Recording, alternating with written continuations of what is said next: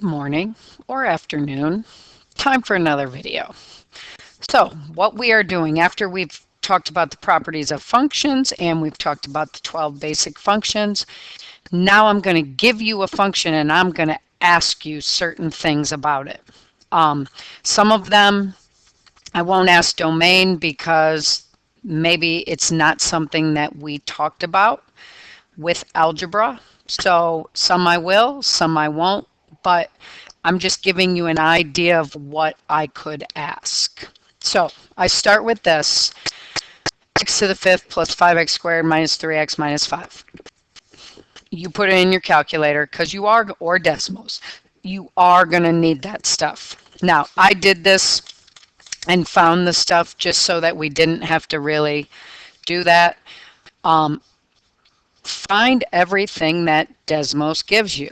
So it gives you zeros, maxes, mins, and I think it's 3.7.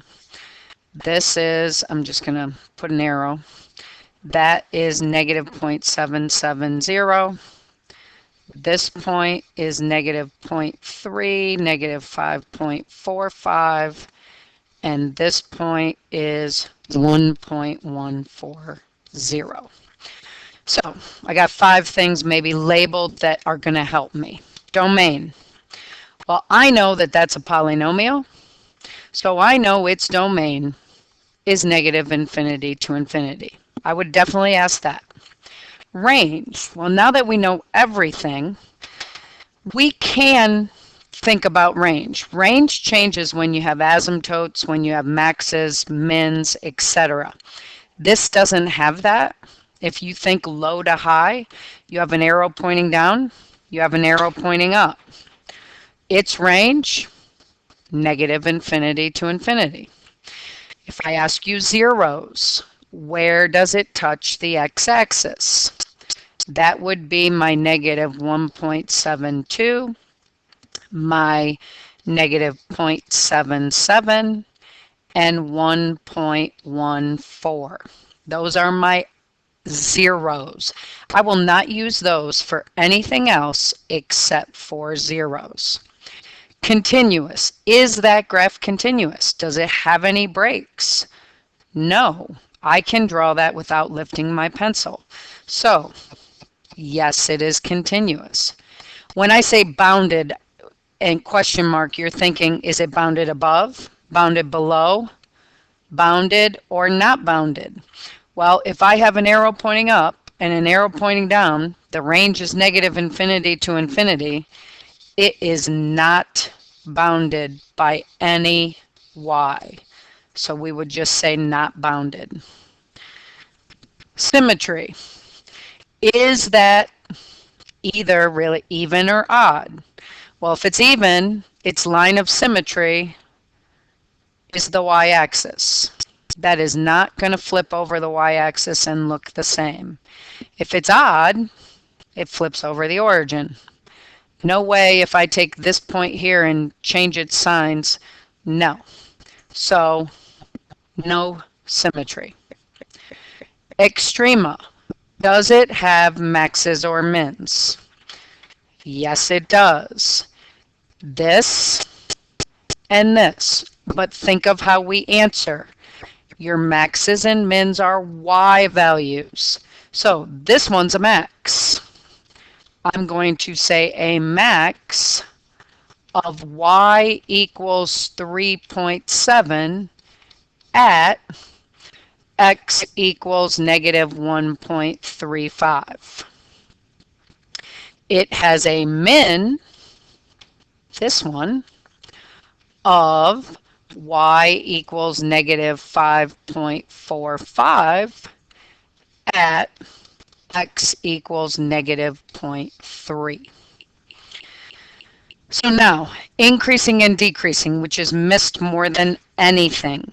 The big thing we want to remember, x's. And the x's that matter are the maxes and the mins.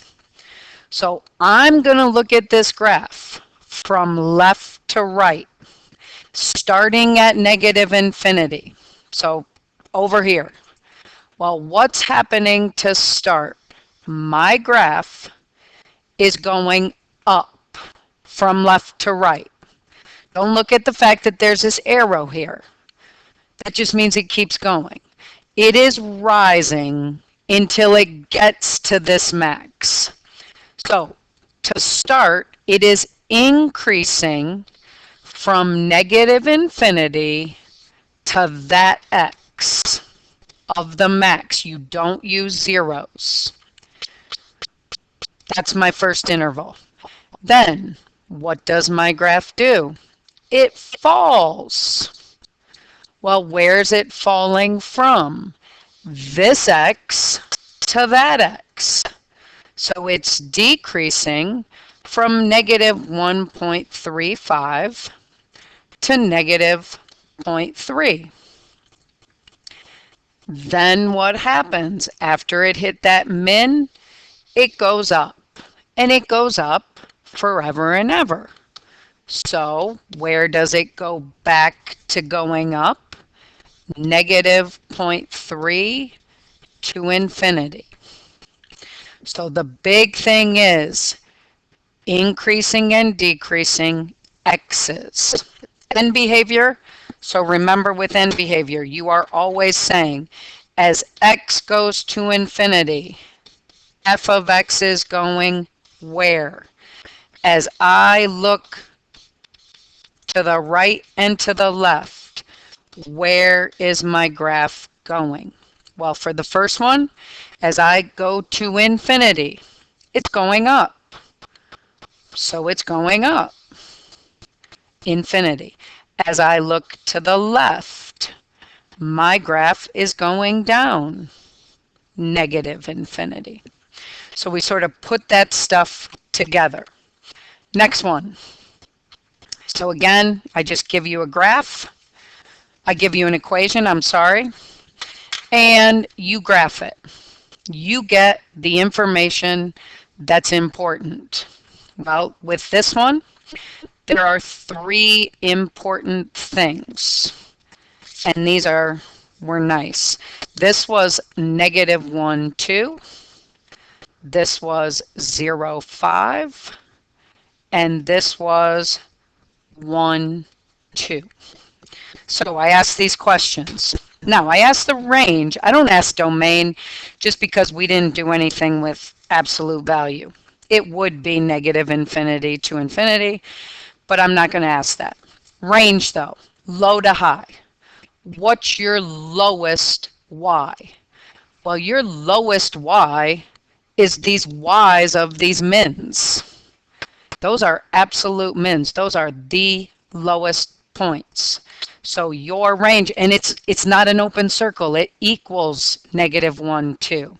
So your range, your lowest y is 2, and all the other y's are going up.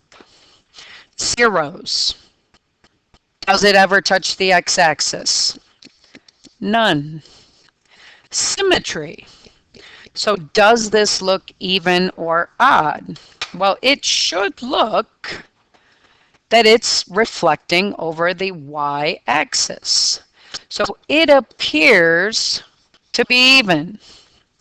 Now, you have to prove it.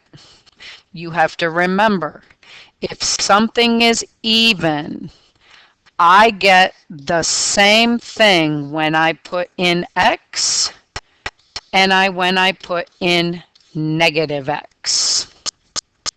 Odd, remember, is the opposite value, so you put the negative in front of f of x. So do the proving. F of x is the function x to the 4th minus the absolute value of 4x plus 5.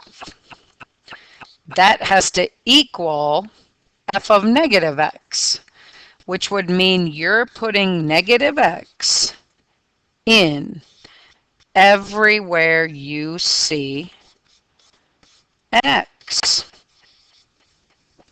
Okay, now what math can you do? Well, if you think about this, x to the 4th is x to the 4th.